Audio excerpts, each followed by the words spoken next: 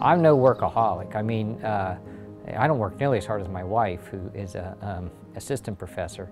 I always make the claim that actually I've scarcely worked a day in my life. The only time I really worked was when I was an undergrad and I worked in a clothing warehouse, putting tags on clothes. And that was work, you know, the whistle blew and you were working and the whistle blew and you went for lunch. And I probably spent, you know, a few hundred hours doing that. That's the only time I've worked in my life, because this is not work for me. I mean, it's like a big giant hobby.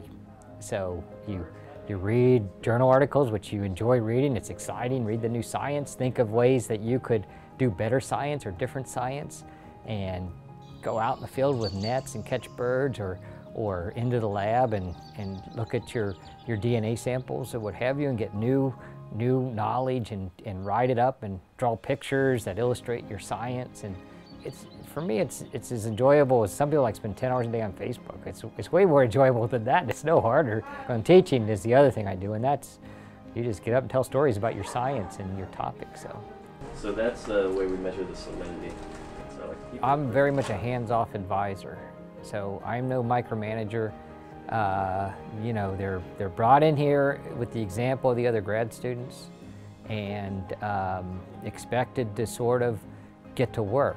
So I'm realistic with them about really what they'll have to do to be competitive for a job, and then set good examples, and then hopefully we've got good ideas in my lab group that what they do is meaningful science when they do apply themselves.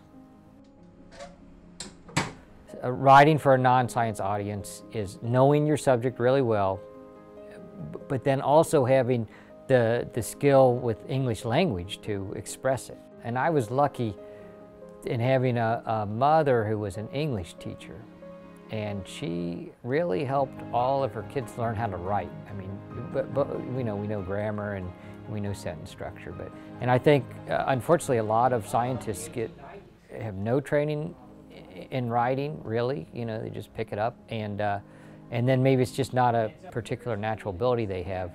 And pretty much you get way more out of life being collaborative and cooperative than you do being, I don't know, possessive and secretive, and it works in science really well. To be open and cooperative, I think, makes for good science.